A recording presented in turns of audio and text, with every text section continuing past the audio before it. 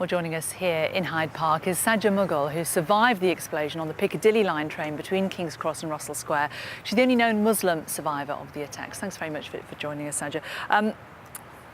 When you think back to that day, I wonder how often you think about what happened to you that day. Is it something that you revisit on a daily basis, or is it something that is something you try not to think about? I remember 7/7. 7/7 affected my life, and I remember it on a daily basis. And as we've approached the anniversary, I've been thinking about it more. I've been thinking about what happened that day. I've been thinking about the 52 lives that we lost and the many more that were injured.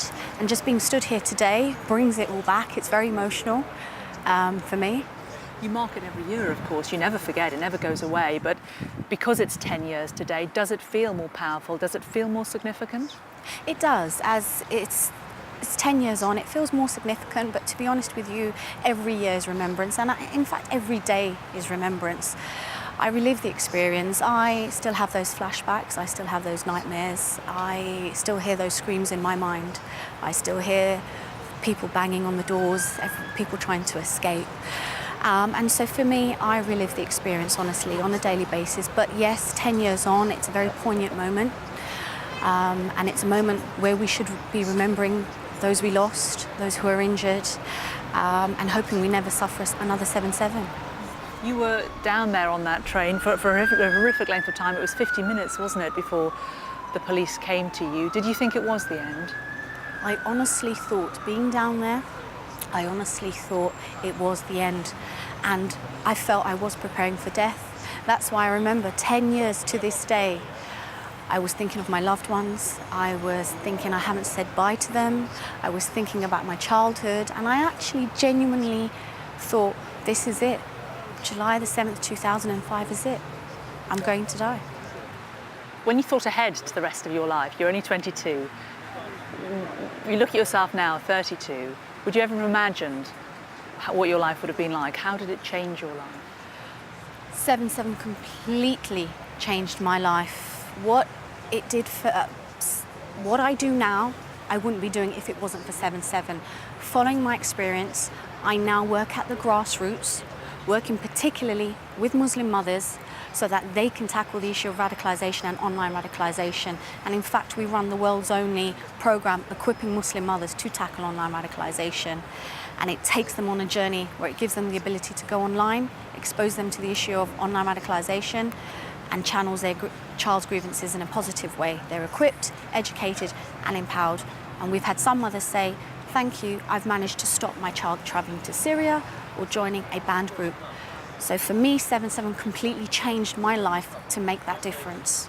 And it's extraordinary, I think, that you are doing something that actually physically could stop what happened to you happening again. Because so many people, when they experience trauma, want to do something, but it's very difficult to do something that physically changes it. But you really, truly believe that there are attacks that have been stopped because of your organisation? Yes, I genuinely believe that, having had mothers firsthand come back to us saying, thank you, your programme Web Guardians has really helped me, and that's vital. And for us, they're safeguarding their children, and ultimately we're protecting society.